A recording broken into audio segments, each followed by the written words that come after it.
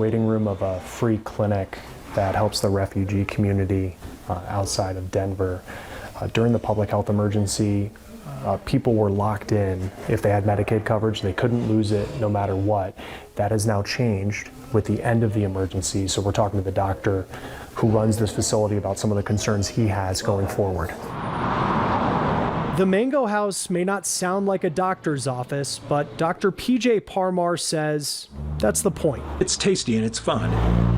It's not the Center for Refugee Healthcare, something that sounds demeaning. It's a place that people want to be proud to go to. Many of his patients are immigrants and refugees. We get a lot of people with chronic pains. They hold their mental health in their body, back pain, chest pain, headaches, and so forth, because they come from war zones and places where they were at.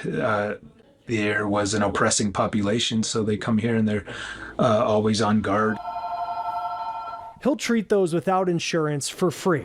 He also accepts Medicaid, which not all doctors do since it typically pays less per visit than private insurance. People like Rostam Shinwari.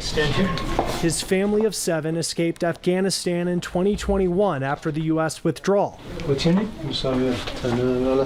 They got a family of 7 with one working parent who's probably, unfortunately, not working at a great job. They're probably not going to be at risk of losing the Medicaid. Their coverage may be safe. In Colorado, a family of 7 would have to make more than roughly $60,000 a year to no longer qualify. The biggest factor is somebody's income changes and puts them beyond the threshold for Medicaid. Adam Fox is a nonpartisan health policy expert in Colorado.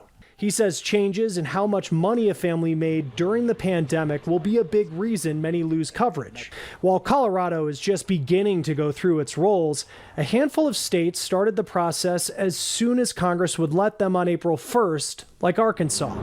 This week, the state released what it's done so far. More than 72,000 people were removed from Arkansas's Medicaid program. More than 5,000 people were removed because their income exceeded the limit for their household. But more than half were removed for issues like not turning in their paperwork. Fox told me he worries about whether re-enrollment packets, which several states are sending through the U.S. mail, will get to those who need them. Which does present some challenges because if somebody has moved or their address has changed for one reason or another, it can mean they're not receiving that notification. Fox says many people who lose coverage will qualify for special tax credits to make Affordable Care Act plans, known as Obamacare, more cost-friendly. Another state that already started evaluating who qualifies for Medicaid in April was West Virginia. Kathy Brown leads a free clinic in Wheeling. In March, she treated roughly 1,200 patients. But in April, as people started to lose Medicaid coverage, the number went up to roughly 1,500. 300 more patients means an increased cost to operate her clinic. Our numbers are already, we've only finished 1 month. Now we have to figure out how we're going to provide them with the labs, the testing, the x-rays, surgery, whatever they might need, because they will no longer have access to their medical card. Dr. Parmar says people need to realize that many of his Medicaid patients have jobs and private insurance, but deductibles and copays often make care too expensive. He worries about where his patients who lose Medicaid will go for specialty issues when they need care beyond what he can offer as a family doctor. When we can't figure it out, we refer out for specialists. And even if I'm willing to take Medicaid and see some people even for free, the specialists generally may not be.